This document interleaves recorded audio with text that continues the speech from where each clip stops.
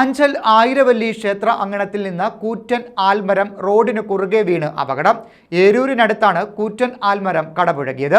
ആളപായമില്ല. ആർക്കും പരിക്കേറ്റാതെ വലിയ ഒരു ഭാഗ്യമാണ്. തീർച്ചയായിട്ടും നമ്മുടെ ഫയർഫോഴ്സും എല്ലാവരും തന്നെ അടിയന്തരമായിട്ട് എത്തിയിട്ടുണ്ട്. എൻ്റെ വർക്കുകൾ ആരംഭിച്ചു. KSBയുടെ ആൾ വന്നിട്ടുണ്ട്, പോലീസുണ്ട്.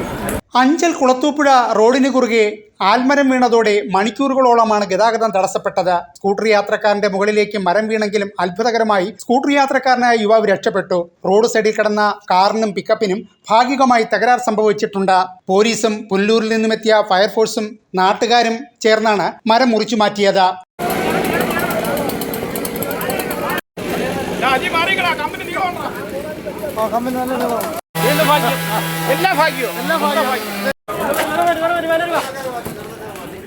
ക്രെയിൻ ഉപയോഗിച്ച് കൂറ്റൻ തടികൾ എടുത്തുമാറ്റിയാണ് തടസ്സപ്പെട്ട ഗതാഗതം പുനഃസ്ഥാപിച്ചത്.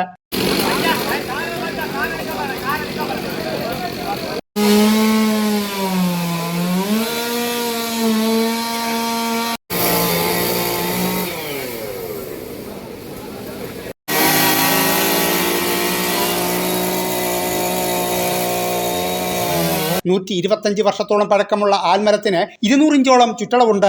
ഏറെ പാടുപെട്ടാണ് ഫയർഫോഴ്സും പോലീസും നാട്ടുകാരും റോഡിന്റെ കുറുകെ കിടന്ന കൂറ്റൻ മരം മുറിച്ചു മാറ്റിയത്. News bureau, Anchal.